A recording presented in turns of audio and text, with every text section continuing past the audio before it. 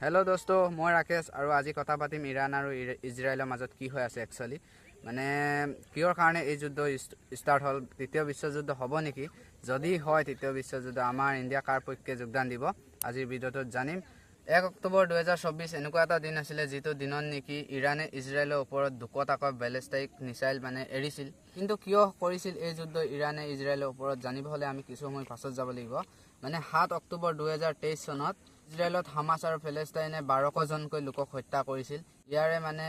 809 জন সাধাৰণ নাগৰিক আছিল লগতে বুঢ়া আৰু সৰু হিউ লৰা ছোৱালী আছিল আৰু লগতে 272 জন লোকক গ্ৰেপ্তাৰ কৰি জাগা লৈ যায় তাৰে পাছত এটা ভয়ানক দৃশ্যৰ সৃষ্টি হৈছিল যেটো নেকি বহুত ডাঙৰ আৰু হেতু কাৰণে মেন খাঞ্জিয়াটো গাইছ মানে ষ্টাৰ্ট হল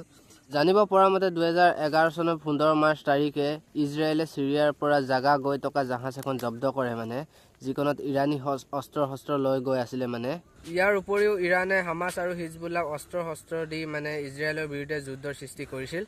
ইজৰাইলো কম নহয় ক'ত চাই থাকিব ন ইৰানে যদি আক্ৰমণ চলায় আৰু মানে ইজৰাইলো মানে ইৰানৰ বিৰুদ্ধে পুৰা হেলিকপ্টাৰ জাহাজ আদিৰে মানে ইৰানৰ ওপৰত পুৰা মানে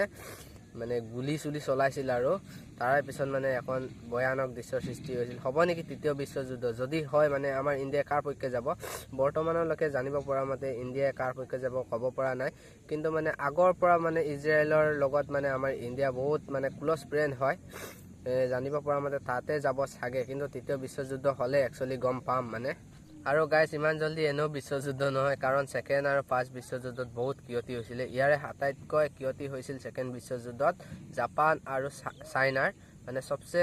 জনসাধাৰণৰ লগত মানে আৰ্মিও বহুত মৰিছিল আৰ্মিটো কমে মৰিছিল ছাগে জনসাধাৰণ বহুত মৰিছিল গাইস